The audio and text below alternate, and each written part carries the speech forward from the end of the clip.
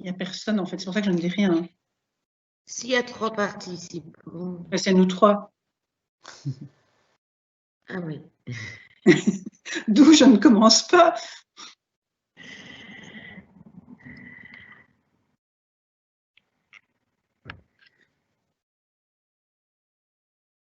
Madame? Oui. Le PowerPoint que vous venez de m'envoyer, il n'y a rien dedans. Je viens de l'ouvrir. J'en profite pour te le renvoyer alors. Ouais.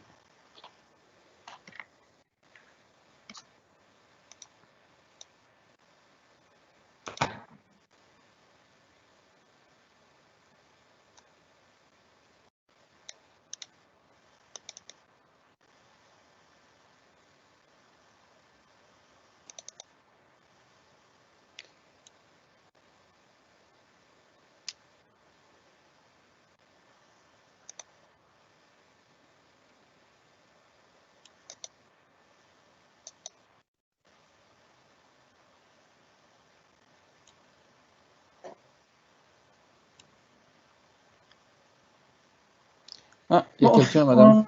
Il y a un participant. Ah, ou une participante, je ne sais pas.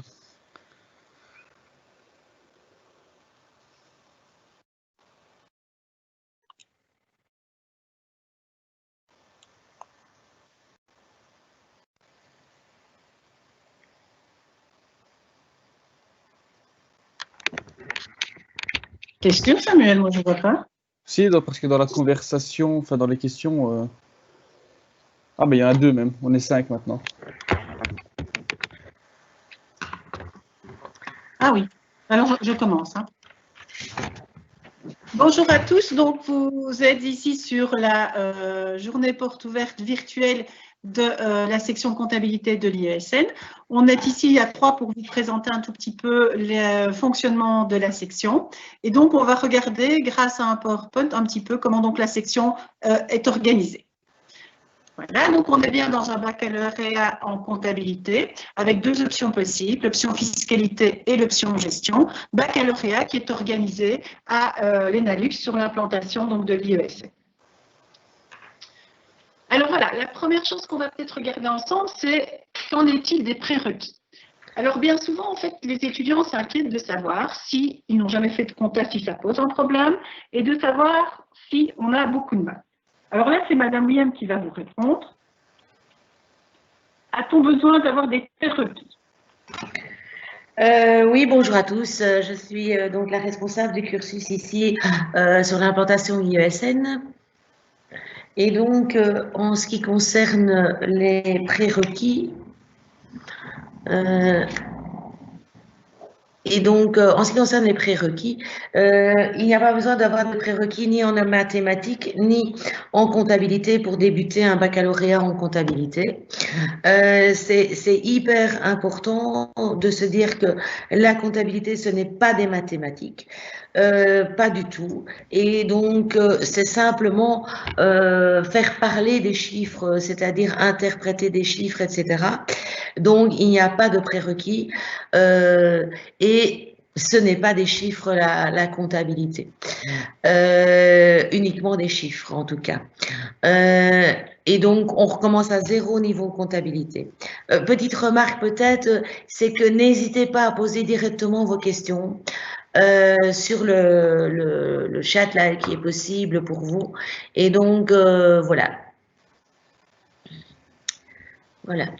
Ça buguait, oui, et visiblement, ça rebug. Voilà.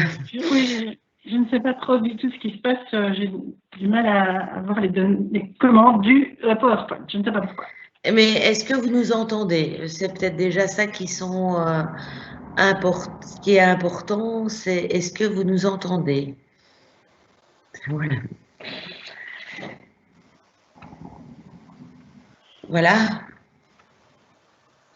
On réessaye peut-être, on va réessayer et si ça ne fonctionne pas, alors on fera comme ça en live sans le Oui. PowerPoint. Ah, la technique, hein. Ouais. Ah ben voilà. Donc voilà, normalement, c'est un petit peu revenu. J'espère que ça fonctionne. Donc, on en était en fait à dire qu'il n'y avait effectivement pas besoin de prérequis. Et alors, on sait aussi que le métier de comptable évolue. Je pense que tout le monde a dû en entendre parler. Le métier évolue et on se demande un tout petit peu si un nouveau métier, comment finalement s'adapte le programme. Madame William, vous expliquez un petit peu ? Oui, alors nous avons établi un nouveau programme. Il date de l'année passée et nous avions 3 objectifs dans ce programme. Le premier objectif était évidemment de l'adapter au maximum au métier. Le deuxième objectif était de développer chez chaque étudiant son propre projet professionnel. Et la troisième chose, c'était d'améliorer l'assistance pédagogique et vraiment l'accompagnement pédagogique de chacun des étudiants. Et donc, nous allons parcourir ces trois axes de notre programme. Et donc, voilà le premier axe, pardon, excusez-moi. Donc en fait, le premier axe, c'est que dans notre programme, on a comme objectif de s'adapter au nouveau métier de comptable. Il est clair que puisque le métier de comptable évolue, la manière dont le cursus est organisé va également évoluer. Et donc on va essayer d'accompagner l'étudiant dans la réalisation donc, de son projet professionnel en l'aidant avec toute une série d'assistants. Alors, le nouveau métier de comptable, en fait, il va se retrouver à travers toutes les UE. On va revoir, en fait, toutes ces différentes modalités pour arriver au final à ce qu'on appelle un conseil qui est orienté et qui donne une relation avec les clients. Madame William, vous parlez un petit peu du projet professionnel ? Madame William, on l'entend plus. Bah alors, je continue, je ne sais pas où est passée Madame William. Ou tu veux en parler un petit peu, Samuel ? Bah, je veux bien en Surtout parler. toi, tu peux parler du stage et des TSE peut-être. Oui, bah, j'ai fait le projet aussi, donc si vraiment ça peut les aider, je peux porter mon point de vue dessus aussi. Il n'y a pas de souci. D'accord. Ici, on va parler de manière globale et puis on parlera effectivement du projet un tout petit peu plus tard. Donc, en fait, ce qui va se passer, c'est qu'on va essayer de voir en fait quel est le projet professionnel des étudiants. Et pour ça, il y a plusieurs lieux qui sont organisés. En première, il y a un cours qui s'appelle Découverte du métier où l'étudiant doit réaliser en fait un e-portfolio. Et cet e-portfolio lui permet de découvrir exactement quel est le métier de comptable. E-portfolio qui est prolongé en deuxième avec ce qu'on appelle projet professionnel et qui en troisième sera concrétisé lors des stages et du TFE. Stage et TFE que tu viens de terminer, donc peut-être tu peux en parler. Oui, ben, pour les stages et les TFE, comme vous le savez, c'est en dernière année en bac 3, donc la moitié du cursus, enfin du bloc 3, sera consacrée vraiment pour les stages et les TFE.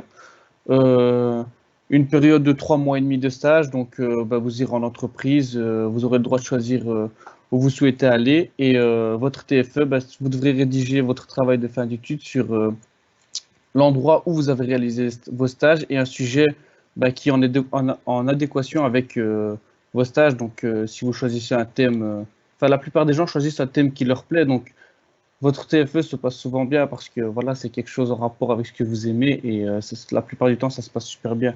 Donc voilà. Donc voilà, un petit peu pour le stage et TFE, on y reviendra par la suite. Je pense que Mme William est de retour et donc elle peut peut-être nous parler un tout petit peu de l'assistance pédagogique pour l'aide à la réussite. Bien sûr. Donc, notre objectif était vraiment que chaque étudiant qui a obtenu son CESS puisse accéder au diplôme. Et donc, on est parti de là, on est parti de ce que comporte le CESS et on a mis en place tout un service, tous des services, on va dire ça comme ça, pour vous aider à atteindre les exigences du terrain. Alors, il y a d'abord un service d'aide pédagogique qui est vraiment utile et qui propose à la fois des formations, on va dire ça comme ça, des accompagnements collectifs et individuels. Puis, nous avons aussi, c'était déjà le cas, mais nous insistons encore plus lourdement sur le fait qu'en langue, nous avons créé des groupes de niveaux différents. On va en reparler un tout petit peu plus loin. On va essayer, on travaille de plus en plus par compétences, c'est-à-dire de vraiment voir comment l'étudiant peut acquérir ses compétences, comment on peut l'accompagner dans l'acquisition de ses compétences, et aussi du travail par projet. Alors ça, c'est hyper important parce que on a constaté que, évidemment, quand l'étudiant se sent très impliqué par ce qu'il doit apprendre, on l'accompagne dans son auto-apprentissage et tout en conservant évidemment de l'enseignement plus classique, puisque l'objectif c'est vraiment d'arriver à la réussite. Voilà, ça c'est pour ceci. Oui. Alors ici, on va parler un tout petit peu de la formation. Donc en fait, au niveau des objectifs généraux de la formation, il est clair que quand vous aurez terminé chez nous, si vous venez chez nous, donc vous aurez effectivement un diplôme qui est un diplôme de qualité. Si vous vous êtes renseigné, vous savez que les diplômes de l'IESN en comptabilité a une certaine qualité. Et on essaye, dans la mesure du possible, et en général ça se fait, de s'adapter au marché de l'emploi. Ça va? Et donc, ça vous permet d'avoir un diplôme qui, à la fin de vos études, vous garantit un emploi sur le marché du travail. Nous avons travaillé il y a quelques années avec le Forum qui nous avait demandé de faire une petite étude et il s'était rendu compte effectivement qu'il y avait une pénurie de comptables, en tout cas de comptables tels que nous les formons.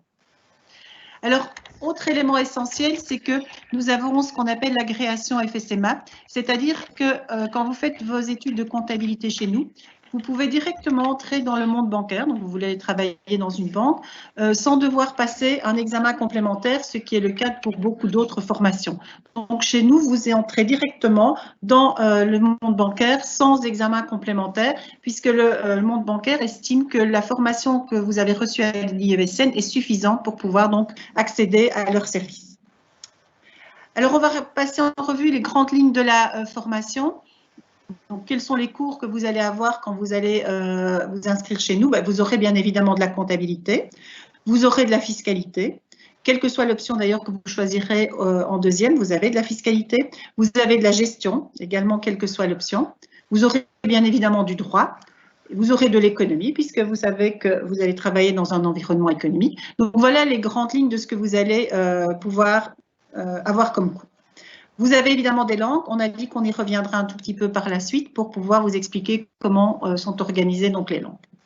Alors, la comptabilité, mais qu'allons-nous voir ou qu'allons-nous faire en comptabilité? Mais vous aurez tout d'abord en première la comptabilité générale, c'est-à-dire les grandes notions de comptabilité générale qu'on peut avoir.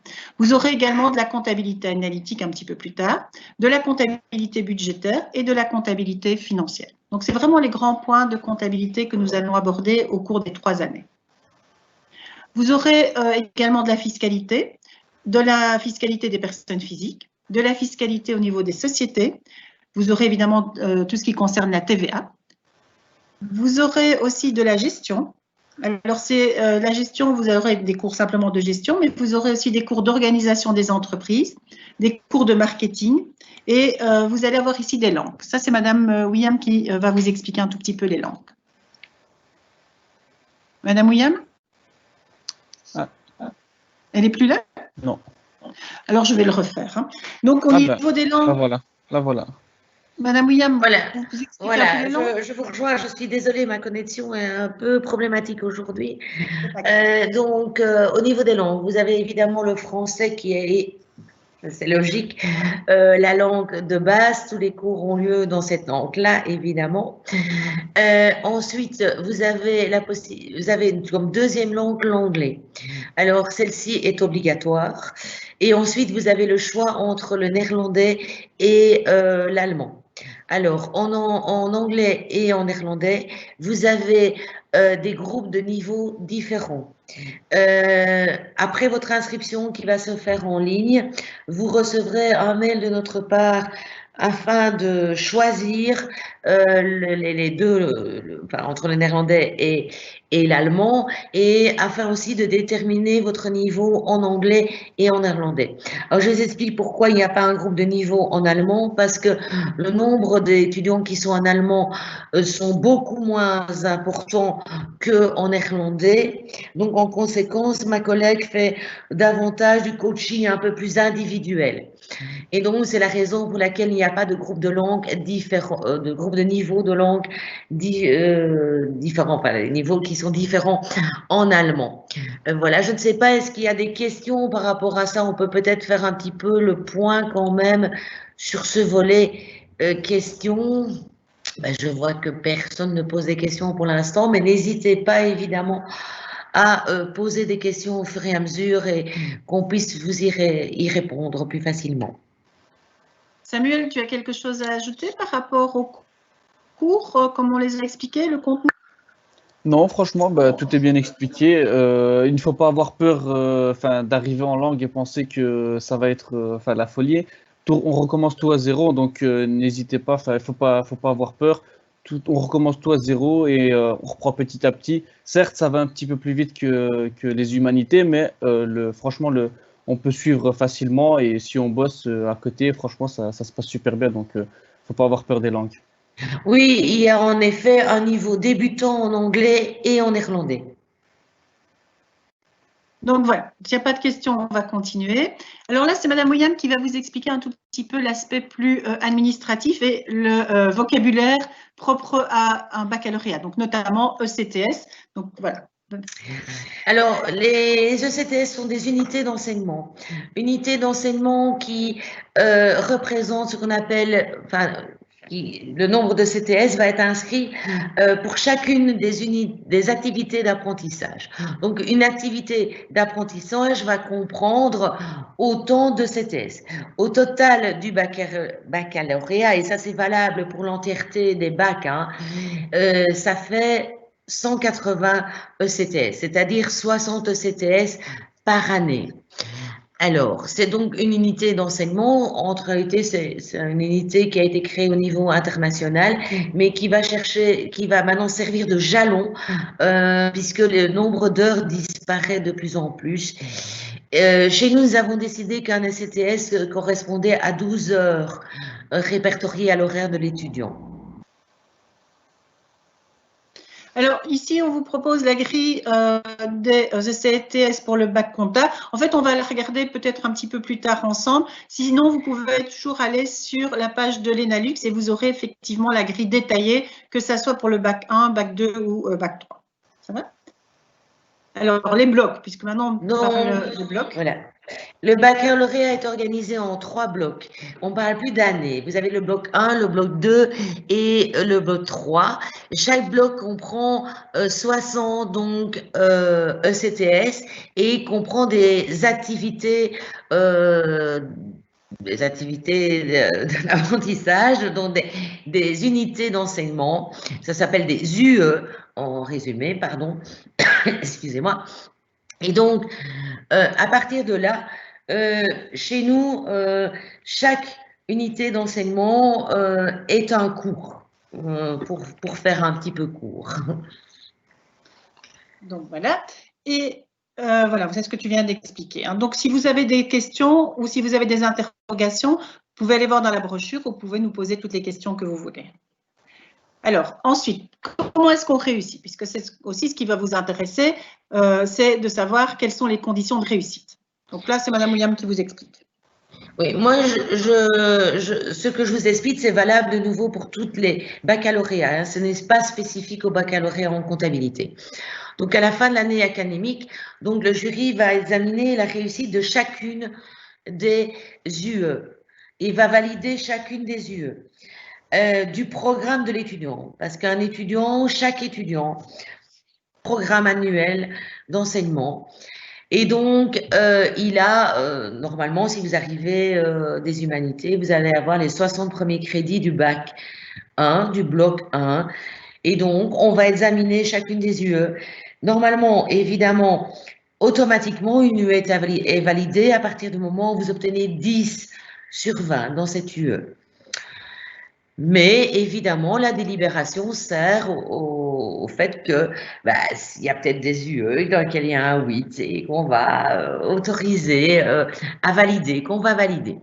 Dès que vous avez dès que c'est fait, après, vous avez réussi, si vous avez réussi 45 crédits sur les 60 du bloc 1, vous pouvez passer au bloc 2. Alors, au bloc 2, vous devrez évidemment prendre les unités du bloc 2, mais aussi repasser les 15 unités que vous avez ratées du bloc 1. Et après, on examine chaque fois dans votre programme ce que vous avez réussi et ce que vous avez raté.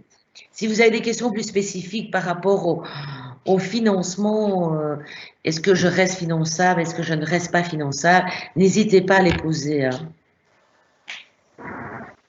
Donc voilà, par exemple, ici, le bloc 1. C'est le document que vous pouvez retrouver sur le site donc, de l'ENALUX qui vous explique un tout petit peu le nombre de cours, comment ils sont organisés. Donc voilà un petit peu le programme pour le bloc 1. Alors, quand vous avez réussi le bloc 1, vous allez évidemment avoir accès au bloc 2. Dans le bloc 2, en fait, il est possible de choisir entre deux options. Alors, la question que se posent souvent les étudiants, c'est mais que vais-je choisir? Quelles sont les différences? Est-ce qu'une option est meilleure que l'autre? Alors, on va un petit peu regarder ça ensemble et on va analyser les différentes options. Les deux options que vous allez pouvoir choisir, en fait, c'est soit la fiscalité, soit la gestion. Mais vous devez être conscient d'une chose, c'est que vous avez le même métier. Ce ne sont pas des formations différentes, ce sont bien des options. Et donc, vous aurez toujours le même diplôme. Et le diplôme que vous allez avoir, c'est un diplôme de comptable, quelle que soit l'option que vous avez choisie. Donc, c'est vrai que c'est un choix important. Maintenant, ce n'est pas un choix qui va décider de votre avenir professionnel. Parce que quoi qu'il arrive, vous serez comptable, avec des plus dans une fiscalité ou avec des plus en gestion. Mais vous n'allez pas avoir un diplôme différent. Ça, c'est important. Alors, revenons un tout petit peu sur ces deux options. C'est un petit peu ce que je vous disais. Donc, si vous choisissez l'option fiscalité, vous aurez une spécialisation en fiscalité, des plus en fiscalité. Même chose, si vous choisissez l'option gestion, vous aurez des spécialisations en gestion, des plus en gestion. Mais je le répète de nouveau, c'est de toute façon, chaque fois, un diplôme identique. Ça va, c'est le même métier. Il n'y a pas de différence. Ce n'est pas comme quand vous choisissez une option au début de votre parcours scolaire. Ici, non. Vous aurez le même métier à la fin, qui est un métier de comptable. Donc, quand vous terminerez, on vous demandera ce que vous avez fait comme études, ce que vous avez comme diplôme. Vous êtes comptable, avec des plus en fiscalité ou avec des plus en gestion. Ça va? Alors, parlons un tout petit peu de la formation donc, de comptable fiscaliste, donc ceux qui auraient choisi l'option fiscalité. Donc, qu'est-ce qui va se passer? Ça veut dire que vous aurez une étude un petit peu plus approfondie des différents types d'impôts. Ce qui ne signifie pas que vous n'avez pas de fiscalité quand vous choisissez l'option gestion. On a bien inscrit ici une étude approfondie. Donc, en option gestion, vous aurez aussi de la fiscalité. La différence, c'est qu'ici, vous allez aller plus loin dans certains domaines. Alors, vous irez plus loin dans des domaines comme les impôts directs, indirects.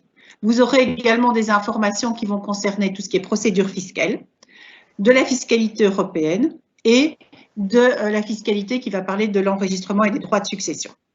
Si Mme William ou Samuel veulent ajouter quelque chose. Je suis en option gestion, donc je suis... Après, alors, ouais, c'est ça, oui. Alors, en fait, voilà. Vous allez avoir ensuite la fameuse option gestion. Ici, je vous ai simplement remis la grille horaire de l'option fiscalité. C'est difficile à lire à l'écran, donc n'hésitez pas à aller la consulter dans le cadre du site de l'ENALUX. Alors, si vous choisissez l'option gestion, vous aurez quoi? Vous aurez des cours de management et de leadership. Vous aurez des cours de ce qu'on appelle des tableaux de bord et des outils de pilotage. En fait, ce sont des cours qui vont vous servir à gérer une société. Vous aurez ce qu'on appelle risk management et vous aurez un conseil orienté et des relations clients plutôt orientées gestion. Alors que quand vous étiez en fiscalité, c'était plutôt conseil orienté et relations clients fiscalité. Ça va? Et vous aurez aussi ce qu'on appelle des comptabilités spécifiques. La comptabilité spécifique, c'est notamment tout ce qui est marché public et tout ce qui est comptabilité communale. Donc, c'est vraiment propre aux non-marchands et également donc, à la comptabilité des marchés publics. Là, Samuel peut peut-être intervenir puisque Samuel est un étudiant qui avait choisi donc, la gestion comme formation. Je ne sais pas si tu veux dire un petit mot par rapport à ça. Oui, il n'y a pas de souci. En fait, si vraiment vous voulez différencier les deux, je dirais la gestion, c'est plus quelque chose, on va dire, où on est autonome, où il faut vraiment trouver des solutions par soi-même. C'est vraiment réfléchir et trouver des solutions et faire du management et savoir un esprit de leadership, quoi. Tandis que je dirais la FISCA, c'est plus, on va dire, des lois. Une fois qu'on connaît nos lois et qu'on étudie nos bouquins, enfin, on applique nos lois et c'est comme ça. Tandis que la gestion, ben, faut un peu se débrouiller, il faut un peu chercher à trouver les choses soi-même. Par exemple, si on vous donne un objectif à atteindre, enfin, il n'y a pas forcément un seul chemin pour y arriver. Il y en a plusieurs et c'est à vous de trouver le plus adéquat ou bien le vôtre pour pouvoir y arriver. Donc, enfin, ça dépend, c'est un choix de chacun et franchement, les deux options équivaut l'une que l'autre, donc il n'y a pas il a pas une qui est meilleure que l'autre, quoi. Voilà. Est-ce que vous avez des questions, Samuel? Moi, je crois que Mme Mouya m'a disparu, donc est-ce que tu vois les questions? Parce que moi, je ne les vois pas. Non, je ne vois pas de questions. Non, non, je suis là, je suis là. Ah, je ne te voyais plus. Alors voilà ici les deux blocs, hein, l'option fiscalité, l'option gestion. De nouveau, allez voir sur le site de l'ENALUX, comme ça vous voyez vraiment les différents types de cours que vous pouvez avoir. Ici, ce que j'avais proposé, c'est de voir un petit peu quand je remettais les deux blocs, l'option fiscalité et l'option gestion, c'était de se rendre compte qu'effectivement il y avait des éléments qui étaient différents. Regardez, je les entoure au niveau du PowerPoint, mais vous pouvez trouver ça sur le site de l'ENALUX. Et puis, vous verrez que les éléments qui sont différents, ben voilà, c'est ça. Le reste n'est pas différent. Le reste, en fait, c'est la même chose. D'où je vous expliquais tantôt que c'est vraiment une question de sensibilité lorsque vous choisissez l'option gestion, l'option fiscalité. Alors, on arrive ici à l'option fiscalité en troisième, même chose. Vous allez avoir, comme pour les années précédentes, des petites variations par rapport à ce qui se passe au niveau de l'option gestion. De nouveau, c'est une question de sensibilité, nous venons de le voir ensemble. Ça va? Donc, allez jeter un coup d'œil sur les grilles horaires au niveau du site de l'ENALUX. Alors, voyons un petit peu maintenant, parce que certains d'entre vous se posent toujours des questions sur l'organisation, quelles sont les modalités pratiques. Donc, comment les cours sont-ils organisés, à quelle heure on commence, à quelle heure on termine. On va regarder ça un petit peu ensemble. C'est Mme William qui reprend le relais.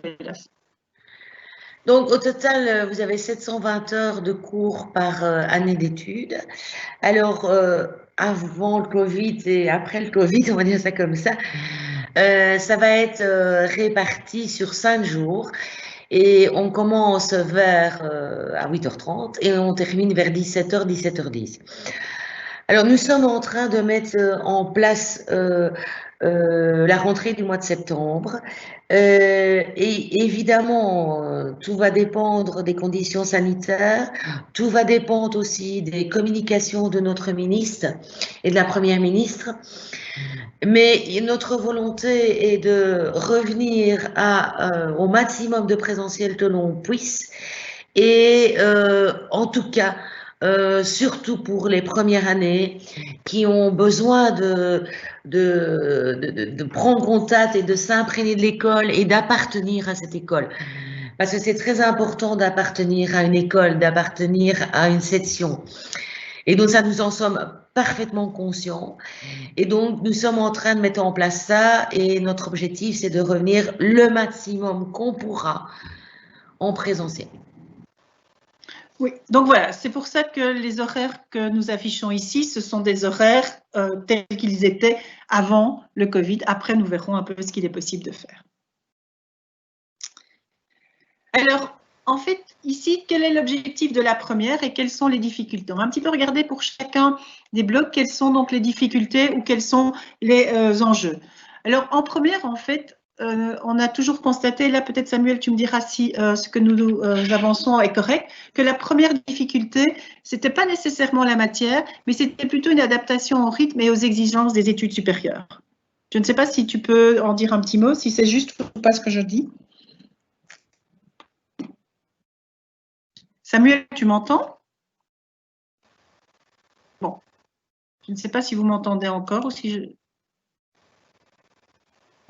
Moi oui, je vous entends, ça a bloqué, mais je vous entends, madame.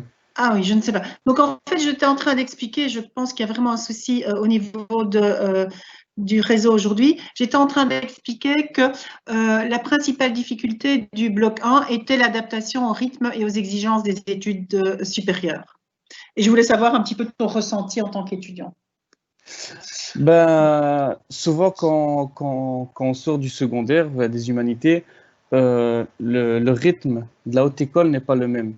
Certes, il va un peu plus vite, mais je pense que le fait que les profs soient à notre écoute, enfin, le lien qu'il y a entre les professeurs et les élèves, la proximité qu'on a, ça différencie un peu de l'université et donc je trouve que ça nous met quand même en confiance le fait qu'on soit en petite classe et qu'on interagit avec les profs, que les profs nous connaissent un peu plus, tandis qu'à l'université, ben, on peut dire qu'on est des numéros, quoi. Le prof vient, il donne son cours et basta, tandis qu'ici, c'est par petits groupes, c'est vraiment une classe, c'est comme si on prolongeait vraiment vos études d'humanité et donc vous êtes en petite classe et je trouve que l'apprentissage, il reste quand même assez efficace et outre ça, je pense que les profs qui sont ici à l'USN aussi, franchement, je dis pas ça parce que mes professeurs sont là, mais leurs compétences, franchement, moi, il y a certains profs aussi qui m'ont étonné de par leurs compétences et je trouve que peu importe n'importe quel prof que ce soit, vous allez voir, il connaît sa matière. Les exemples qu'il va vous donner, c'est des exemples qu'ils ont vécu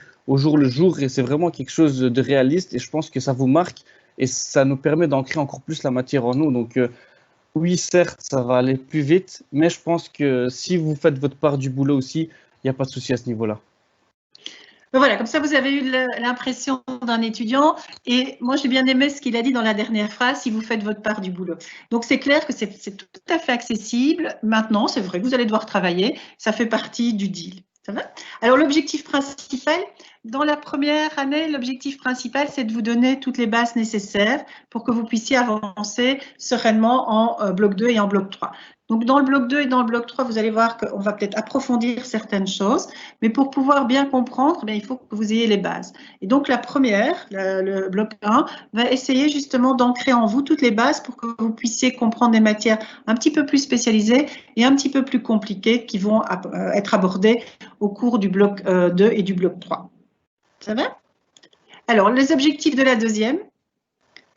Donc là, la difficulté, de nouveau, si vous voulez intervenir, la difficulté, c'est plus que ça va être dans la spécialisation et la technicité de certaines matières. Donc, on va approfondir, si vous voulez, et aller évidemment beaucoup plus en détail puisque vous allez être des professionnels.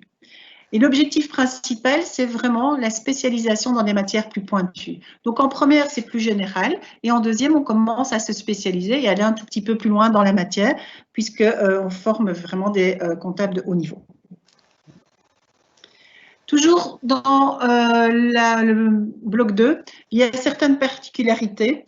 Vous avez une UE qui s'appelle Situation d'intégration et entrepreneuriat. C'est une UE qui est une UE dans laquelle vous allez pouvoir travailler toute une série de concepts et vous allez devoir créer une société de A à Z.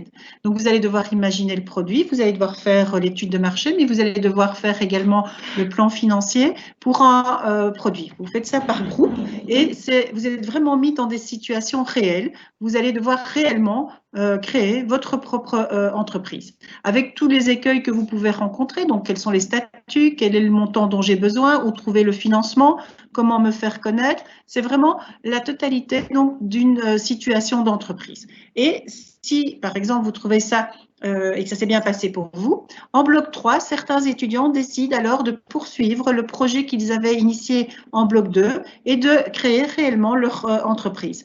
On a eu des étudiants qui ont créé leur entreprise et qui sont devenus alors étudiants entrepreneurs. Donc, ils ont rebondi sur ce qui s'était passé en deuxième et ils ont prolongé l'exercice jusqu'à créer réellement leur entreprise. Alors, ce n'est pas nécessaire, beaucoup d'étudiants ne le font pas, mais en tout cas, ce que vous apprenez grâce à cette UE, c'est un petit peu toute la vie d'une entreprise avec ses difficultés, avec les différents aspects que vous allez devoir aborder.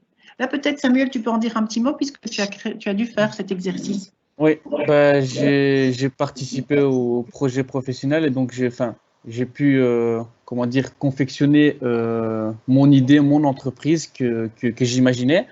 Et je trouve que le fait de pouvoir reprendre ou bien de commencer à zéro et vraiment créer de A à Z l'entreprise, je pense que ça permet de voir et de prendre du recul sur la chose et de se dire, ah, c'est comme ça que ça fonctionne. On peut voir vraiment les étapes, étape par étape, comment on évolue et comment une entreprise se crée parce que même si vous allez devenir comptable, et je pense que c'est une des choses que vous devez savoir parce que vous allez être un coach, donc vous êtes quelqu'un qui va conseiller les autres, donc vous devez au moins savoir les étapes et comprendre comment ça fonctionne. Et si un jour quelqu'un vous demande quelque chose, vous saurez lui répondre et dire que ah, j'ai dû faire ça, je sais que là tu dois faire comme ci, comme ça. Et donc voilà, je pense que c'est un plus et franchement c'est une belle expérience aussi à côté. Alors, ensuite, nous arrivons donc dans la particularité du bloc 3, qui sont effectivement les stages et les TFE, puisque le bloc 3 est organisé avec des cours la première partie de l'année. La deuxième partie de l'année, vous partez en stage et vous allez réaliser un TFE. Alors, la principale difficulté, c'est souvent la gestion du temps. Et là, je pense que c'est Madame William qui va vous expliquer un tout petit peu comment sont organisés les stages et les TFE. Madame William? Votre micro est désactivé, madame. On y...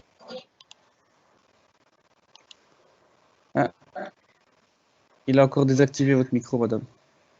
Voilà, au niveau des stages et des TFE, vous allez avoir toute la deuxième partie de B3 qui va être consacrée à aller en stage et en TFE.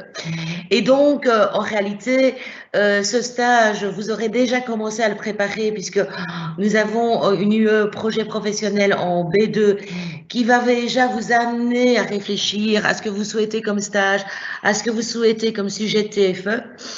Et donc, en troisième, alors, vous allez donc aller en stage. Alors, l'objectif, c'est de vous confronter avec le monde du travail. Et dans le TFE, c'est vraiment d'arriver à ce qu'au niveau pratique, vous ayez un sujet que vous allez appliquer de façon pratique et vous avez vu en stage. Et je crois que Samuel peut, par rapport à ça, apporter quelque chose de supplémentaire. Ben, vous dire, enfin, pour être complètement transparent, en fait, Madame William, comme vous l'a dit, le temps passe vite. Déjà, enfin, on rentre en février, le temps qu'on trouve ses marques et tout ça, le temps passe vite. Ça fait déjà un mois qui s'est passé. Et donc, il faut trouver un sujet de TFE, il faut déjà se préparer. Franchement, quand on va en stage, il faut être, comment dire, assez ordonné, si je peux dire ça comme ça, pour vraiment mettre à jour tout ce qu'on fait et par exemple, fixer dans un calendrier, prendre un calendrier et fixer tout ce qu'on va faire pour dire voilà, tel jour je vais faire ça, un autre jour je vais faire ça parce que le temps passe vite et moi-même, je me suis dit ça va aller parce que voilà, c'est le TFE, c'est 3 mois et demi, on a notre temps, mais ça va vite et il faut se préparer et voilà, faut quand même être, comment dire, à temps dans ce qu'on fait pour éviter qu'après, ben, on fait tout à la dernière minute et que voilà, tout un tas de travail tombe sur nous et que voilà, on ne s'en sort plus non plus, quoi. Ok, alors on va continuer. Donc, quelles sont les opportunités par rapport à votre formation à l'IESN? Madame Calvi, je me permets de vous interrompre vraiment quelques secondes parce que j'ai eu des problèmes de connexion, donc je n'ai pas su intervenir quand vous parliez de B1, etc. Il faut bien vous imaginer que cette année exceptionnelle que vous avez probablement vécue en secondaire, que nous allons en tenir compte, évidemment, dans la façon dont nous allons aborder votre entrée en bac en comptabilité ici sur l'implantation IESN, et qu'on ne va pas faire comme si rien ne s'était passé et comme si vous aviez atteint les compétences que d'habitude on atteint avec le CESS, etc. Soyez conscients que nous savons, parce que nous avons par ailleurs des enfants, des connaissances, etc., qui sont dans le cas où ils ont eu cette problématique. Et donc, ça va vraiment être quelque chose. Et quand nous préparons la rentrée, nous préparons ça aussi. Nous préparons cet accompagnement pédagogique pour tenir compte de ce que vous avez vécu précédemment. Voilà, je vous laisse juste ajouter cette petite mise au point. Parfait. Voilà, comme ça, tu rassures les étudiants.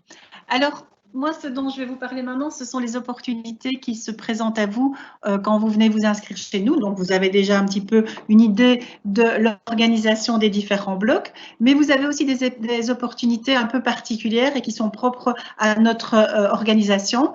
Mais la première, on en a déjà parlé, c'était élaborer son projet et créer son entreprise en bac 2, avec la possibilité de continuer dans le bloc 3 si vous le souhaitez. C'est vraiment un beau projet qui donne souvent aux étudiants une plus-value importante. Donc ça, on en a déjà un tout petit peu parlé. Autre élément important que nous pouvons vous proposer, c'est qu'on peut avoir ce qu'on appelle une bidiplomation.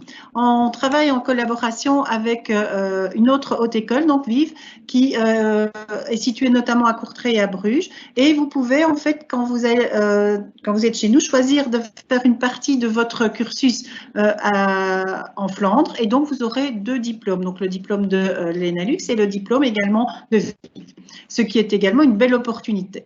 Je ne sais pas si Madame William veut rajouter quelque chose par rapport à cela. Non. Apparemment, non.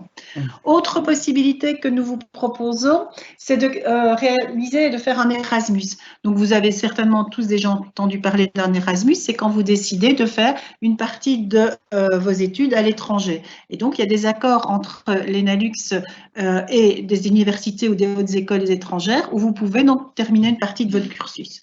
Alors, selon l'option que vous avez choisie, évidemment, les Erasmus vont être différents. Pourquoi est-ce que ça va être différent? Parce qu'en fiscalité, la fiscalité est souvent nationale. Il y a de la fiscalité européenne, etc. Mais vous avez beaucoup de notions qui sont des notions plus de fiscalité belge. Donc, en réalité, de manière plus régulière, si vous avez choisi l'option fiscalité, les Erasmus vont se faire plutôt en Flandre, principalement, pas uniquement. Il y a des exceptions. Quand vous êtes en gestion, là, vous pouvez aller un petit peu dans d'autres pays, notamment la France, la Flandre, évidemment, l'Irlande. Et alors, on a beaucoup d'étudiants qui partent également au Canada et qui vont aussi alors faire leur stage au Québec. Ça va? Donc là, c'est un tout petit peu en fonction de ce que vous souhaitez. Et chaque année, on en a une série qui vont comme ça faire leurs Erasmus à l'étranger. Les opportunités sont très multiples en Erasmus pour les gestions. C'est vrai, c'est un peu malheureux pour les fiscalités, ce qui n'empêche qu'ils peuvent quand même aller faire leur stage, etc. au Luxembourg. Hein, ça, c'est très proche de chez nous. Mais c'est vrai que voilà, la gestion est plus internationale et nous allons donner de plus en plus une notion plus internationale, ce qui ne veut pas dire donner des cours en anglais ou dans une autre langue, mais donner une dimension plus internationale à la session. Samuel, peut-être Pour ma part, moi j'étais en Erasmus, mais au Luxembourg. Donc, j'avais fait la demande pour. Mais j'étais en gestion, donc j'ai fait la demande pour faire un Erasmus. Et bon, il y a tout un tas de paperasse à remplir. Mais bon, après, l'Erasmus vous octroie une bourse pour pouvoir voilà, vous aider sur le lieu de votre stage et tout ça. Donc, franchement, c'est chouette. C'est une expérience aussi à faire si vous avez la chance de le faire, franchement. Donc, n'hésitez pas. Voilà, on aurait dû rajouter le Luxembourg dans les endroits où vous pouviez aller. Comme ça, c'est fait. Alors, autre chose également que l'on peut vous proposer, c'est que, voilà, vous avez fait votre bac ou vous êtes en train de le faire. Est-ce qu'il y a des études complémentaires? Alors là, Madame William va vous parler un tout petit peu des titres que vous pouvez obtenir après ou en faisant la comptabilité. Alors, donc, il est clair que la comptabilité, c'est quand même un titre. Et donc, quand vous terminez votre baccalauréat, vous devenez comptable. Pour devenir comptable en interne dans une entreprise, il n'y a aucun souci. Vous avez toutes les compétences, etc., etc. Par contre, pour pouvoir devenir un comptable externe à l'entreprise qui va signer des comptabilités, donc qui va être administrateur, si vous voulez, des comptes, dans ce cas-là, vous allez devoir accéder au titre d'expert comptable ou agréé ou pas agréé, etc. En réalité, il faut savoir que c'est un titre, ce n'est pas un diplôme. Ça veut dire que ce titre, il se prend et il se perd, on va dire ça comme ça. C'est comme un peu comme l'ordre des médecins, comme l'ordre des avocats, l'ordre des architectes aussi. Et donc, c'est vraiment le fait de pouvoir signer des comptabilités. Alors, c'est un stage, mais c'est un stage qui est quelque part dans le travail. C'est-à-dire que vous allez avoir peut-être un examen d'entrée. Le baccalauréat en comptabilité vous donne la porte ouverte sans problème à cet examen d'entrée, avec des dispenses qui dépendent évidemment de chacune des hautes écoles. Et je dois avouer qu'on voilà, nous en avons quand même pas mal. Et ensuite, après, vous travaillez. Et en même temps, vous avez la possibilité de suivre donc ce stage. Vous avez un maître de stage qui est souvent votre patron. Et ensuite, à la fin, vous allez avoir l'examen et vous allez avoir le titre. Titre que vous allez conserver si vous continuez à respecter les règles de l'ordre des experts comptables et de l'Institut. Ça, c'est pour la première chose et qui est très spécifique à la comptabilité. Et n'y ont accès que les baccalauréats en comptabilité. Ça, j'insiste quand même parce qu'il y a des gens qui croient que parfois, en faisant un autre bac, on pourrait accéder aux instituts. Non, il faut avoir fait le bac en compta. Et ça, c'est un grand avantage du baccalauréat en compta, c'est que vous avez en plus de tous les métiers de l'économique qui sont accéder aux banques, qui sont faire de l'administratif, qui font de faire de la gestion des achats, etc., etc. Vous avez un titre qui peut être reconnu et qui, de toute façon, le diplôme en lui-même est comptable et donc c'est un titre qui entraîne des compétences. Voilà. Alors, il y a d'autres possibilités, évidemment, dans les études complémentaires. Et ces autres possibilités, évidemment, c'est la possibilité de faire des masters. Donc, c'est-à-dire d'aller dans les universités ou dans les hautes écoles, mais de type universitaire, faire des cursus.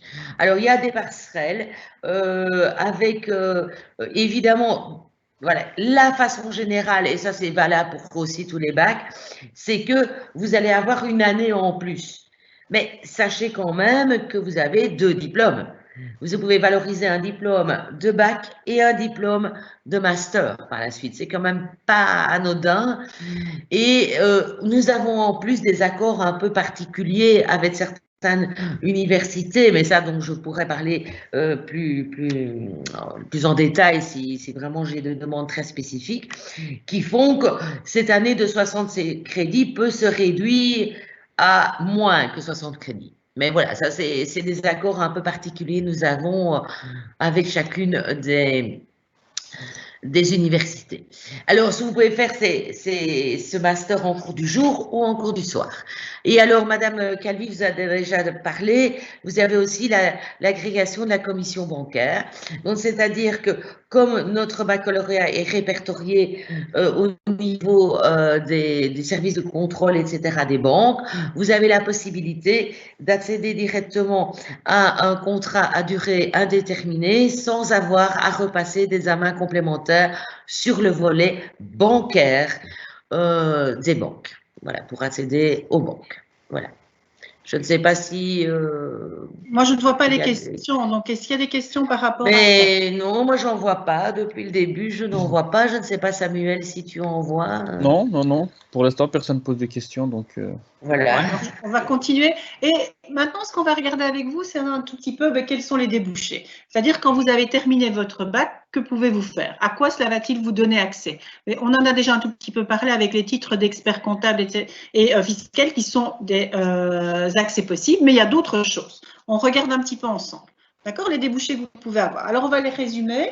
Vous avez des débouchés en PME. Donc ça, c'est pour tout ce qui est petites et moyennes entreprises. J'en parle avec vous un tout petit peu plus en détail par la suite. Vous pouvez aller dans le domaine associatif, donc tout ce qui est ASBL. Imaginez que vous voulez travailler, par exemple, dans un hôpital. Donc, vous avez le domaine associatif. Vous avez tout le domaine bancaire, avec, comme on vous l'a expliqué, une facilité pour les étudiants qui sortent d'un baccalauréat en comptabilité chez nous. Vous avez également tout ce qui est service au secteur public. Là, il y a une forte demande, on vous en parle juste après. Vous pouvez aller aussi dans tout ce qui est cabinet d'audit et de conseil. Vous pouvez aussi aller dans une entreprise multinationale. Voilà, vous voulez aller chez Coca-Cola, ben voilà, c'est une entreprise multinationale. Il y a également des fiduciaires. Donc, les fiduciaires, ce sont des entreprises qui vont s'occuper notamment de tenir la comptabilité d'autres sociétés. Et donc, les cabinets d'audit dont je vous parlais, qui viennent régulièrement puiser de la main-d'œuvre chez nous. Je ne sais plus dans quel domaine tu as fait ton stage, toi, Samuel. Bah, chez KPMG, Donc, en un audit. cabinet d'audit et de conseil au Luxembourg, hein, c'est ça? Ouais. Ouais. Donc voilà, vous avez donc plusieurs possibilités. Alors on va les regarder un tout petit peu plus en détail ensemble. Donc au niveau des PME, on va regarder un peu ce que vous pouvez faire. Il faut évidemment pour travailler en PME avoir un haut degré de polyvalence. C'est-à-dire que dans une PME, vous n'avez pas un spécialiste de chacune des matières. Vous avez une personne qui doit couvrir plusieurs domaines. Vous serez donc amené à couvrir les domaines de fiscalité, de comptabilité, de gestion, probablement des domaines juridiques aussi. Donc c'est vraiment un débouché où vous allez avoir besoin d'un bon degré de polyvalence. Autre élément, c'est que vous allez devoir savoir faire des plans financiers. Pas de souci, vous avez appris à en faire pendant vos études. Vous avez d'ailleurs dû en faire un au moment du projet de deuxième où vous devez créer votre entreprise. Vous allez également être un interlocuteur, c'est-à-dire que vous allez être la personne vers qui on va s'adresser quand on a un souci. Par exemple, le responsable ne sait pas quel type d'assurance il doit prendre, eh bien, c'est vers vous qu'il va aller. Il va aller vers vous quand il va devoir faire un emprunt et vous demander quel type d'emprunt il peut faire. Ça va? Donc, c'est vraiment, dans ce cas-ci, un rôle important pour vous, c'est le rôle de conseiller. Vous allez devoir toucher à toute une série de domaines et pouvoir conseiller le chef d'entreprise dans ses décisions. Rien à ajouter, mes collègues? Non, c'est clair. Ça va alors. Autre débouché que vous pouvez choisir, c'est la fiduciaire, ou bien on va le faire en même temps avec le cabinet d'audit. Alors, qu'est-ce qui se passe là? Vous serez également un conseiller, mais vous allez devoir avoir un travail aussi varié. Vous aurez donc différents domaines qui vont être concernés. Vous aurez aussi des contacts avec la clientèle. En fiduciaire, vous devez aller rencontrer votre client pour voir un petit peu comment ça se passe. Vous aurez aussi des domaines très variés. C'est-à-dire que vous devrez avoir des compétences au niveau fiscalité, au niveau commercial, au niveau comptabilité, bien évidemment, droit fiscal, droit social, ONSS. Donc, c'est vraiment des domaines qui vous demandent beaucoup de compétences et vous devrez parfois défendre des dossiers. Par exemple, vous avez une entreprise qui a un contrôle fiscal, eh bien, elle va venir vous trouver et vous demander de défendre son dossier. Comme c'est vous qui l'avez préparé en général, donc vous n'avez pas de souci pour ce genre de choses. De nouveau, Samuel, tu as peut-être des choses à ajouter par rapport à ce que tu as fait au Luxembourg? Moi, j'étais vraiment axé sur la comptabilité des fournisseurs. Donc, vraiment, moi, j'étais confronté. Enfin, j'avais pas encore. J'étais que stagiaire, donc j'avais pas la possibilité d'avoir le contact avec les clients, tout ça. Mais sinon, franchement, on gère vraiment tous des dossiers et on peut voir vraiment. Enfin, c'est vraiment le monde du travail et on peut voir à quoi ressemble un dossier d'une entreprise. Donc, on vous confie un dossier, vous devez vous en occuper et c'est une tâche que vous allez faire au quotidien. Donc franchement, je sais pas, c'est un domaine pour moi qui me plaît et qui est assez, on va dire, comme madame l'a dit, où il faut beaucoup de compétences, où il faut quand même comprendre ce que vous avez vu à l'école pour pouvoir le mettre en pratique, quoi. Donc voilà. Voilà, donc on va regarder un autre domaine, donc le domaine associatif. Donc voilà, c'est aussi un conseiller. Le domaine associatif. Alors, je vous rappelle que c'est notamment travailler dans ce qui sont des ASBL. Alors, qu'est-ce que vous allez devoir faire? Alors, toujours, par exemple, évaluer les besoins financiers de l'ASBL. Vous allez également peut-être devoir défendre des projets pour l'entreprise, évaluer le coût d'un projet. Alors, dans ce domaine-là, vous avez parfois droit à des subsides. Donc, vous allez essayer d'obtenir des subsides, donc défendre un dossier. C'est un domaine assez complexe et c'est important pour toutes ces associations de pouvoir bénéficier des subsides. Mais alors, vous aurez également peut-être l'occasion de travailler dans tout ce qui est parfois le domaine du non-marchand, comme des communes. Vous travaillerez par exemple à la commune de Namur ou à la région Wallonne. Voilà. Vous serez également compétent là-dedans et vous serez aussi un conseiller à ce niveau-là avec des compétences un tout petit peu plus orientées non-marchand. Autre domaine, c'est le domaine bancaire. Donc, on en a déjà parlé. Alors, que pourriez-vous faire dans le domaine bancaire? Souvent, vous allez être analyste crédit. C'est quoi analyste crédit? Vous avez des entreprises ou des particuliers, mais c'est souvent des entreprises qui demandent un crédit. Vous allez analyser le dossier de l'entreprise pour savoir si le crédit est opportun ou pas. Vous pourrez également, dans un autre cadre, conseiller les entreprises pour leur placement. Alors, ici, je vous en ai déjà parlé. Donc, vous pouvez, grâce à votre cursus au niveau de l'ENALUX, en tout cas chez nous, vous pouvez directement accéder aux services et au secteur bancaire. Autre domaine, c'est le secteur public. Alors, qu'est-ce que c'est dans le secteur public? Eh bien, en fait, ce sont tous les contrôleurs financiers. Ça va, le fisc, hein, c'est ce qu'on appelle le fisc. Et alors, récemment, en fait, il y a énormément de recrutements qui se passent au niveau de la brigade financière. Donc, pour avoir des inspecteurs qui peuvent dénicher un tout petit peu les malversations financières. Et donc, ils cherchent des comptables capables de trouver le détournement d'argent, le blanchiment d'argent, etc. Donc là, ils sont en train de recruter. Il y a un gros besoin à ce niveau-là pour l'instant. Alors, autre domaine, on en a parlé un tout petit peu tout à l'heure, c'est tout ce qui est les grosses sociétés, les entreprises multinationales.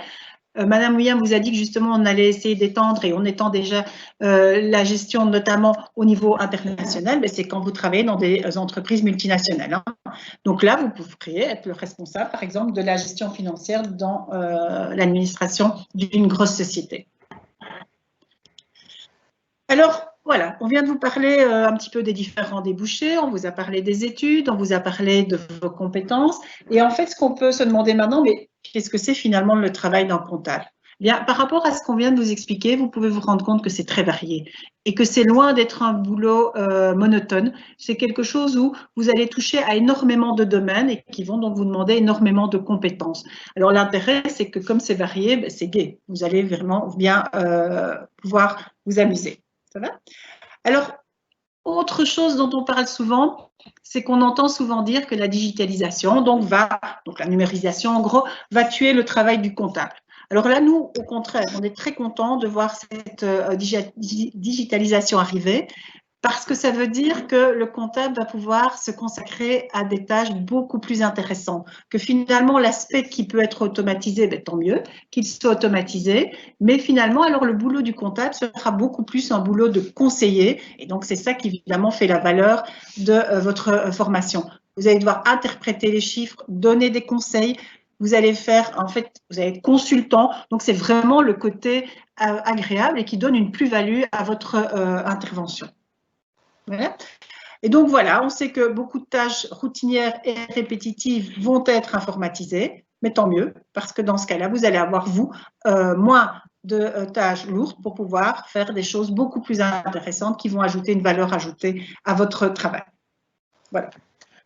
Je ne sais pas si vous avez des questions ou s'il y a des choses que vous avez envie de voir. Je ne sais pas. Donc là, peut-être voir avec mes collègues s'il y a des questions. Non, toujours pas pour le moment. Non, pas du tout. Mais peut-être pour terminer, peut-être proposer peut-être de faire une petite visite virtuelle de notre implantation. Alors là, je vais essayer de vous faire effectivement la visite virtuelle. Donc ça, c'est toujours un petit peu compliqué. Voilà. Mais n'hésitez pas à poser des questions parce que je crois que c'est important de pouvoir évidemment avoir une réponse plus spécifique à certaines choses que vous vous posez. Voilà, c'est vraiment très important. Mes collègues, vous voyez la visite virtuelle ou pas? Non, je ne la vois pas encore, moi, personnellement. Je vais la mettre. Hein. Oui, bien sûr. Bah, peut-être une réponse. Ah, pardon. Ah, peut-être non, une réponse. il y a une question. Il y a une question, voilà. madame. Ouais. Ouais, j'arrête la visite. Allez-y. Bah, il y a une question. Vous la lisez ou je la lis, madame? C'est comme vous voulez. Bah, allez-y, pas de souci. Allez-y. Attends, parce que je n'arrive plus à descendre, moi, donc vas-y. Bon, c'est par rapport aux aides et au prix du Minerval. Oui, c'est ça. Alors, au niveau, donc, lorsque vous vous inscrivez, maintenant c'est évidemment après l'inscription, mais vous allez devoir payer 50 € d'acompte. Ça, c'est juste après votre pré-inscription, c'est pour ça qu'on indique pré-inscription notamment, et pour d'autres éléments administratifs qui sont le dossier. Et ensuite, le Minerval est de exactement normalement 662 €.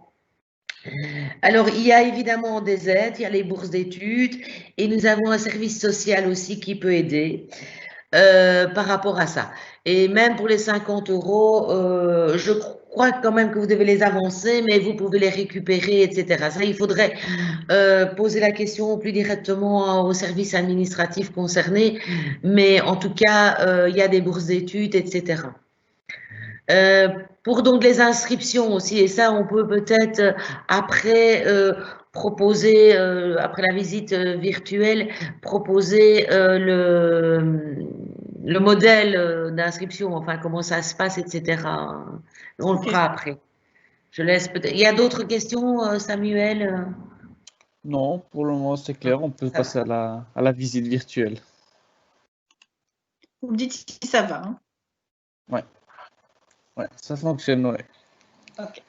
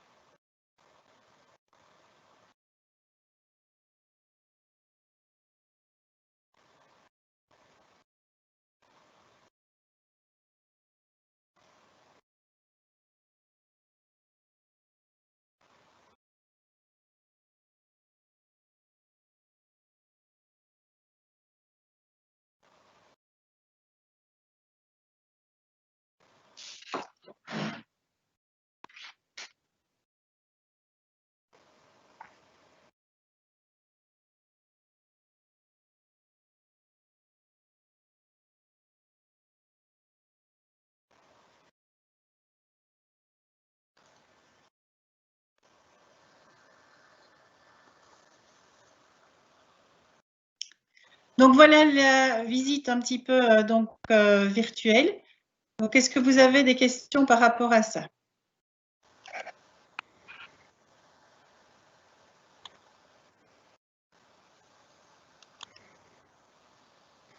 Peut-être, Madame Calvi, peut-on peut-être penser un petit peu plus comment s'inscrire et comment ça va peut-être se passer plus concrètement pour l'inscription?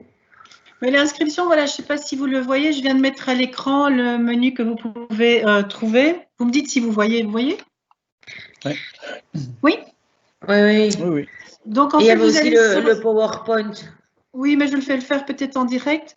Vous avez donc ici le site de l'ENALUX et sur le site de l'ENALUX, vous trouvez quand et comment s'inscrire. Et donc, en trouvant donc quand et comment s'inscrire, vous allez choisir s'inscrire à l'ENALUX. Vous pouvez faire une préinscription en ligne. Je vais le faire en même temps que vous. Donc, si vous faites une préinscription en ligne, vous avez ici les informations.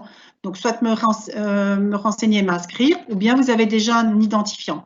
Alors, si je désire me renseigner et m'inscrire, eh bien, je vais sur le site, ici, choisir la section, évidemment, comptabilité, fiscalité, que vous allez devoir prendre. Donc, c'est bien dans le département économique de l'ISN. Je choisis l'endroit, je sélectionne. Et donc là, en fait, je suis ici dans les différentes possibilités. Alors, je suis dans l'année de l'obtention de mon CESS, ça veut dire je vais terminer ma recto. Je l'ai déjà. Imaginez que vous ayez déjà fait un an et que ça ne vous a pas plu et que vous voulez maintenant venir vous inscrire.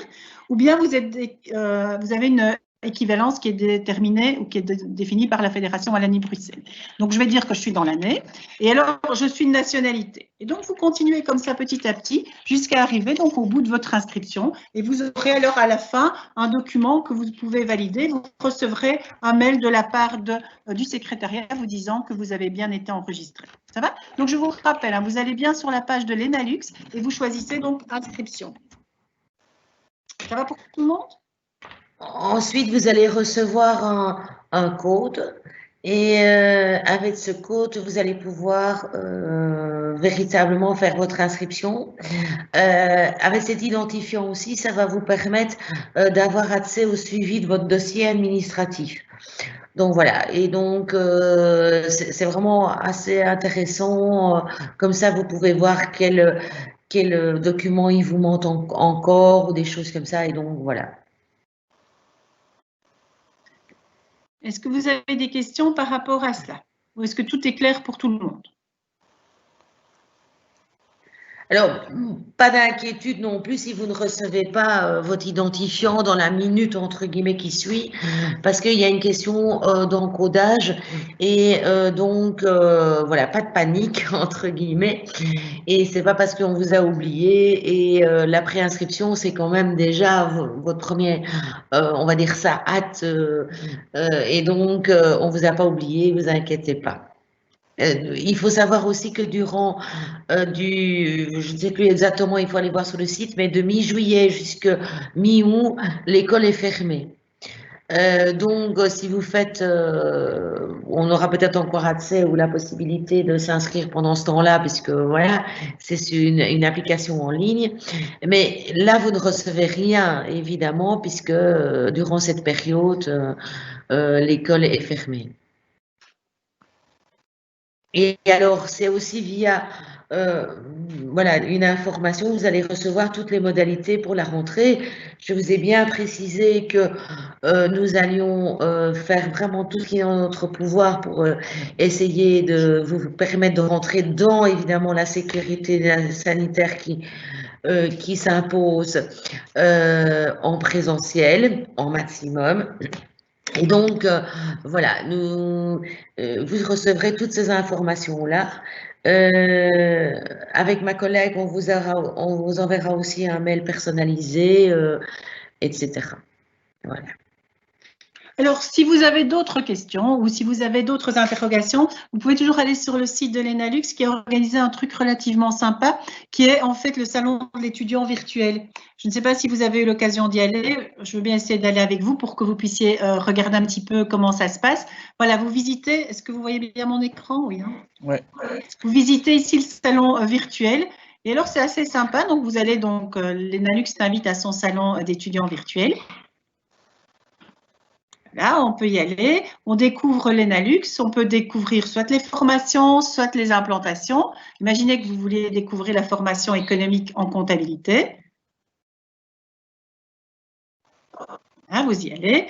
Vous regardez un tout petit peu ce qu'est la comptabilité. Vous avez ici un petit document qui vous présentera la manière de faire pour la comptabilité. Vous avez, on vous explique la formation, on vous explique les 2 implantations, donc Arlon et Namur, donc nous c'est Namur.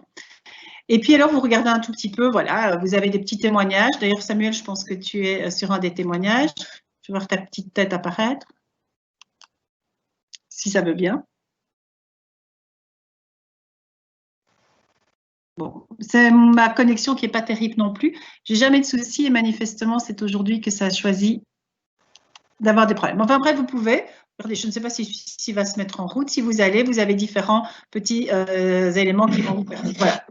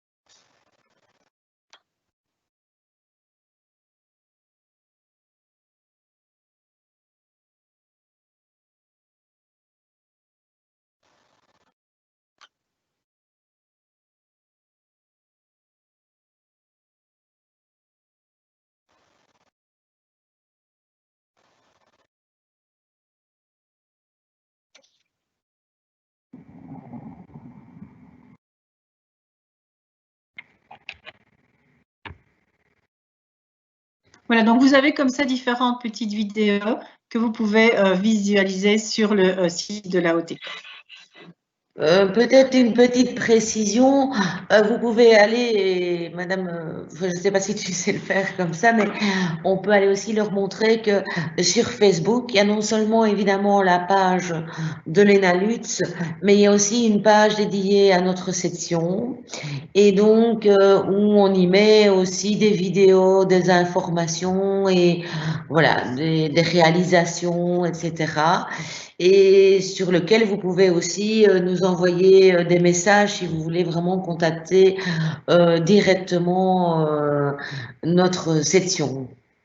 Je ne saurais pas la mettre ici, non. Je ne saurais pas la mettre maintenant en direct parce que je suis pas... mais voilà. Donc ça s'appelle section comptabilité et la lutte section comptabilité. Attendez, je le prends. C'est section comptabilité implantation IESN de l'ENALUX. Voilà, c'est ça. Et donc ça c'est aussi un bon moyen, on va dire ça, de communication que nous pouvons avoir.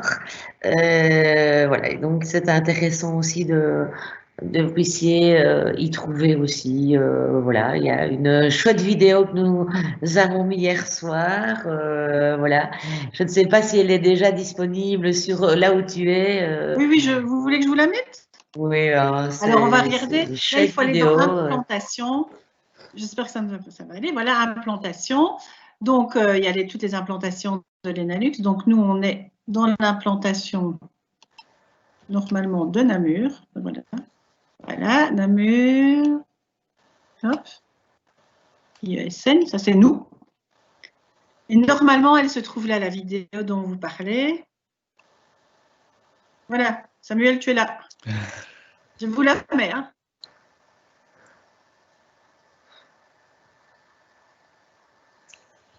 On n'a pas le son, peut-être. Vous n'avez pas le son? Moi, je l'entends pas, en tout cas. Non, on l'entend pas. Moi, je l'ai mis, je ne sais pas faire autrement. Bon, bah alors, c'est pas grave. Vous pouvez aller la voir, elle est sur l'implantation donc IESN et donc c'est assez voilà, on a voulu faire quelque chose de sympa avec nos étudiants, voilà. Parce que nous essayons aussi d'avoir quand même un contact euh, assez convivial avec. C'est ça qui fait la force des hautes écoles. Entre une haute école et une université, la grande différence, c'est aussi, c'est pas que ça, mais c'est aussi la relation, on va dire ça comme ça, entre les professeurs et les étudiants. Samuel, peut-être que tu peux ajouter quelque chose, ou Madame Calvi, je ne sais pas. Je vais laisser Samuel parler du contact prof-étudiant. Ben, franchement, ben, comme je l'ai dit tout à l'heure, enfin, le contact prof-étudiant, je trouve qu'il est génial parce que c'est pas comme à l'UNIF. Voilà, vous n'êtes pas un numéro et là, enfin, vous avez quand même un lien avec vos professeurs parce que c'est des petites classes et vous êtes souvent en contact. Et si vous avez besoin, ben, vous pouvez leur poser des questions. Ils sont à votre écoute. Ils vous répondront par mail ou même à la salle des profs. Si vous avez besoin de quelque chose, vous pouvez toujours aller les trouver. Et à ce niveau-là, il n'y a pas de souci. Comme j'ai dit aussi, les profs sont vraiment compétents. Et vous le verrez, il y a certains profs qui bon, voilà, vont vous choquer parce que leur expérience de vie est quand même assez belle, si je peux dire ça comme ça. Et donc, ça va vous marquer, ça va vous laisser des exemples. Et si un jour, ben, vous êtes confronté à ça, ben, vous pourrez vous dire, ben, voilà, j'ai connu quelqu'un qui a fait ça et je trouve que c'est chouette, quoi.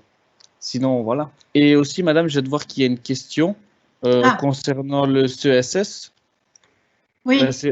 on demande si enfin, la personne dit, dois-je attendre d'avoir reçu mon CESS pour remplir ma demande d'inscription provisoire? Non, non, il faut juste dire que Non, vous êtes dans non, l'année d'obtention. Ok, ça, non, non, non, normal. non. Vous pouvez déjà vous préinscrire, il n'y a pas de souci.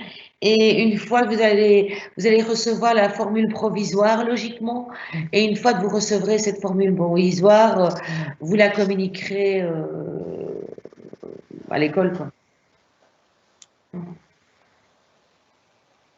Est-ce qu'il y aurait encore d'autres questions, d'autres interrogations? Non, j'en vois pas pour le moment. Il y a une septième personne, enfin oui, avec nous évidemment, qui est arrivée. Peut-être, on dirait qu'elle vient de nous rejoindre. Et voilà, peut-être qu'il y a, elle a peut-être elle des questions puisqu'elle n'a pas eu l'opportunité de suivre la totalité de, de cette présentation. Cette personne est repartie. Oui, Voilà. mais alors ce que je peux vous dire, c'est que même si vous n'avez pas tout suivi, si vous décidez de vous inscrire, vous aurez un petit manuel qui va reprendre en gros ce qu'on vous a expliqué aujourd'hui, qui sera joint donc au mail que vous recevrez après votre préinscription. Donc pas de souci s'il y a des choses dont vous ne vous souvenez pas, des éléments que vous avez oubliés, il n'y a pas de problème, vous pourrez de toute façon retrouver toutes les informations dans un manuel qu'on vous diffusera au moment de votre préinscription. Ben voilà, si vous n'avez plus d'autres questions, moi je On peut peut-être faire comme on avait fait la fois passée, une toute petite pause de quelques instants pour voir s'il n'y a pas de questions qui apparaissent. Ok, donc Non? on attend 2-3 petites secondes et puis On met un petit, nous revenons dans quelques instants. je fasse ça. Bah, c'était tellement bien la fois passée. Et comme ça, voilà, ça peut permettre aux gens de.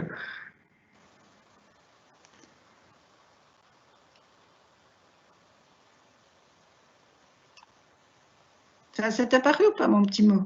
Non, pas encore. On est toujours sur le site là. Par contre, on voit la souris.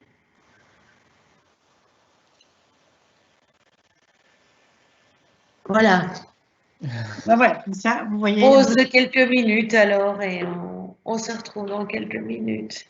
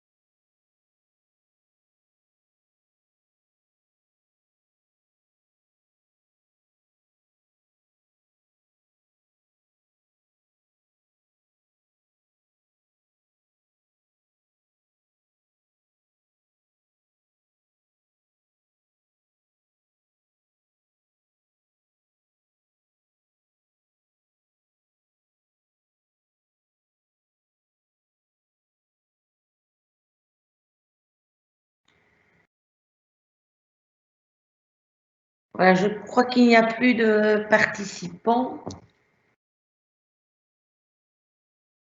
Je crois qu'il n'y a plus de participants à part nous.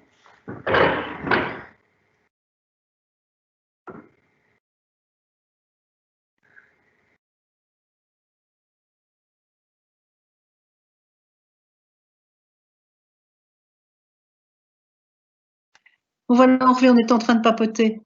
Voilà, je crois qu'il n'y a plus de participants à part nous. Par contre, si, il y a une personne qui vient de revenir. Peut-être que Samuel, tu peux, parce que j'arrive pas à voir les questions, moi. Moi non plus, je n'y arrive pas. Donc, si Samuel peut nous... Elle est repartie, la personne. C'est parfois Nicolas qui fait un petit tour. Hein. Ah oui. Ah oui, oui. Pour le moment, il n'y a pas de questions, il y a plus personne. Enfin, Voilà, on est même... non, moi, je vous propose peut-être quand même de nous laisser en Il est stand-by encore 30, un hein. peu. Ah, il est 30. Il est 30, Oui, je ne pense pas que quelqu'un va revenir pour 3 minutes, Ouais. tu vois, je pense. Voilà. je crois qu'on peut alors arrêter ou repasser une dernière vidéo et voilà, quoi. Mais vous n'entendez pas le son, les vidéos, c'est ça qui est Oui, embêtant. C'est ça, ouais. C'est Donc ça le moi, je veux bien problème. les passer, mais quand il n'y a pas de son, c'est un peu bête, quoi. oui, peut-être repasser la visite virtuelle une dernière fois. Je la retrouve, je vais aller chercher la visite virtuelle. Attends. Hein. Et puis après, on terminera par ça. Il reste participants. Donc, je sais pas s'il reste quelques ou quoi. Ah, ça c'est assez bizarre parce que bon, ça veut dire que 3, c'était pas nous. Ouais. Attends, parce que je ne sais plus où est la visite virtuelle maintenant. Voilà.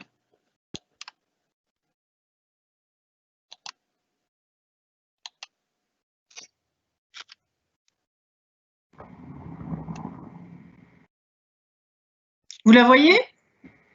Ça va arriver à mon avis. Je ne la vois pas encore. Moi N'hésitez pas. pas, voilà, à éventuellement poser des questions. Voilà. Il reste un participant, au cas où. Oui, ça je vois. Moi, je ne vois pas ça. Donc, N'hésitez pas en tout cas à poser des questions via d'autres moyens. Nous sommes disponibles. Il y a la page Facebook, il y a tout ça qui nous permet de rester en contact et voilà. Ça, c'est important quand même de le signaler parce que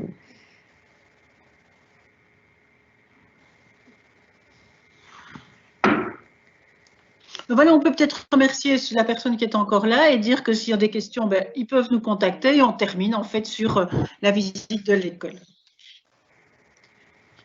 Moi, je vous quitte.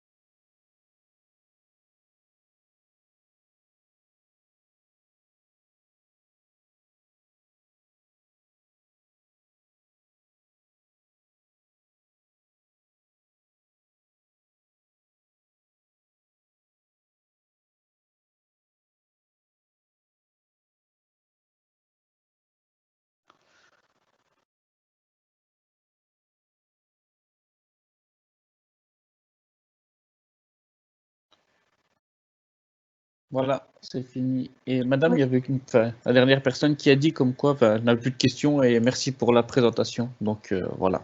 Donc, on a terminé. On va peut-être terminer ici parce que comme ça continue à enregistrer, si on veut parler, on peut faire sur une autre conversation. Oui, bien sûr.